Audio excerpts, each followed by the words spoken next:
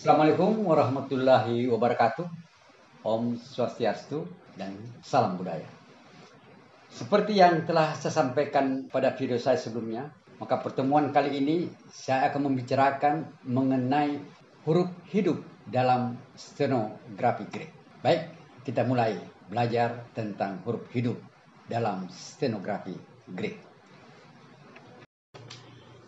Baik, video saya sebelumnya kita sudah belajar bagaimana merangkai konsonan. Ya, coba kita lihat beberapa konsonan yang kita sudah pelajari, misalnya S, P, B misalnya. Jadi ada juga ES, F, B ya. Jadi dia agak miring. Jadi S itu memang agak miring sedikit ya, agak miring dia. P, B ya. Kita juga sudah mengenal konsonan misalnya B, gabungan M, kita gabung lagi dengan L, bisa gabung dengan R, gabung dengan S lagi, gabung dengan P, gabung dengan M lagi. Kalau kita menggabung, ingat bahwa pena tidak boleh diangkat sebelum goresan itu selesai digores. Ya, kita kenal N, M, ada T, kita ke atas ada D, ya, ada NG ke bawah, ada NK ke bawah, ya, ada R, ada L, ada K, ada G.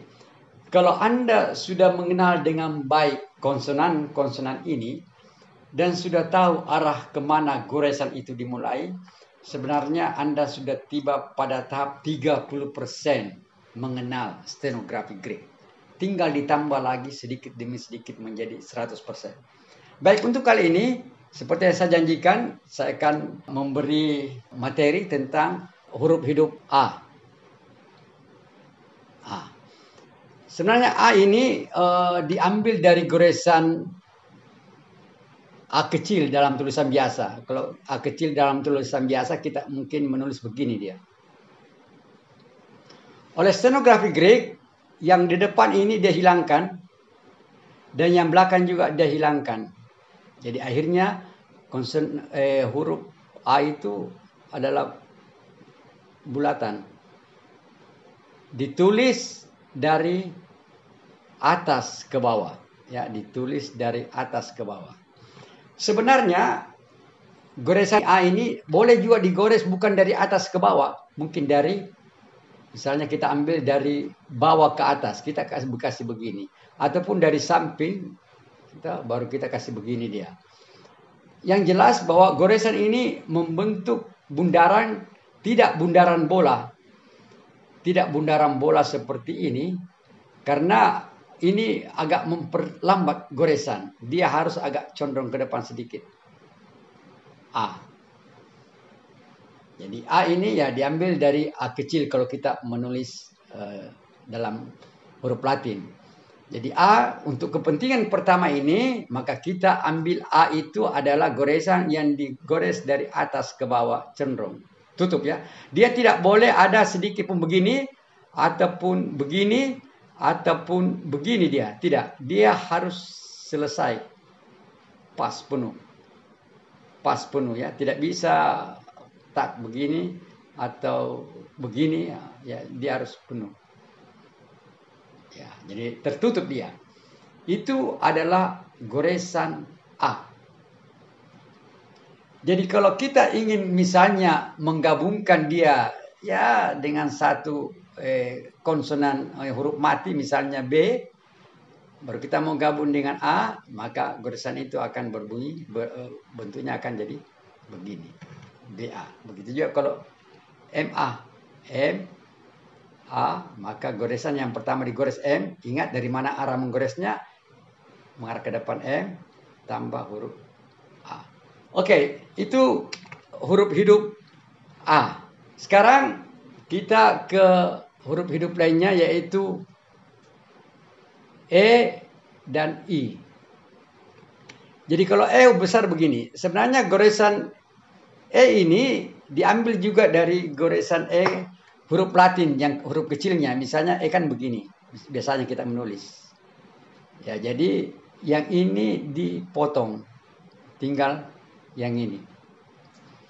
Karena itu goresan E adalah satu goresan yang digores dari atas ke bawah kecil, bulat, lonjong, telur dia misalnya. Kalau kita bikin perbandingan dengan goresan A misalnya, maka E itu setengah dari A. Jadi kalau A begini, maka E jadi begini kecilnya. Jadi kalau E-mu begini, tentu A-mu harus lebih besar lagi. Ingat, makin besar goresan, makin memperlambat kita menulis. Jadi A-nya jangan terlalu besar, ya. Jadi A-nya jangan terlalu besar, seperti begini misalnya, tapi cukup begini misalnya. Jadi I-nya juga kecil, ya. Jadi jangan terlalu besar. Bagaimana dengan I? Goresan E dan I sama bentuknya. Jadi goresan I sama dengan I. Jadi juga adalah kecil. Bulat, lonjong, kecil.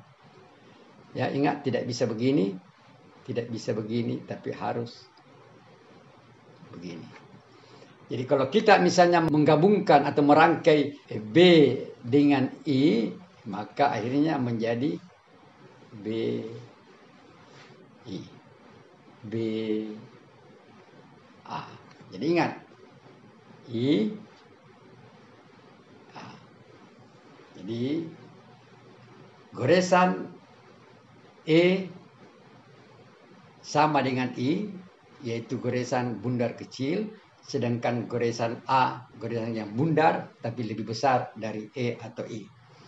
Satu hal yang saya ingin beritahukan adalah goresan A dan goresan A, I, E, untuk keperluan awal ini, untuk menggores, kita belajar bagaimana menggores dari atas ke bawah.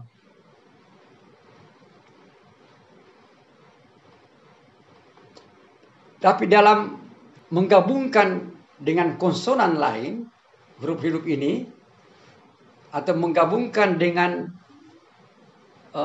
huruf hidup lainnya, maka goresan A, I, dan E dapat digores dari arah mana saja. Ingat, hanya 3 huruf ini, A, I, dan E ini yang bisa demikian, yang boleh digores dari arah mana saja. Tapi yang lainnya tidak boleh sama sekali. Misalnya goresan D yang digores dari bawah ke atas begini, baru Anda mau mencoba-coba menggores dari atas ke bawah, itu tidak boleh. Atau M yang digores mengarah ke depan, kemudian Anda mau ubah menjadi menggores arah ke belakang, itu tidak boleh sama sekali. Yang boleh cuma A, I, dan E. Baik, demikian untuk kali ini. Mudah-mudahan mudah dipahami. Dan ingat, banyak latihan. Ya, latihan 30 menit satu hari.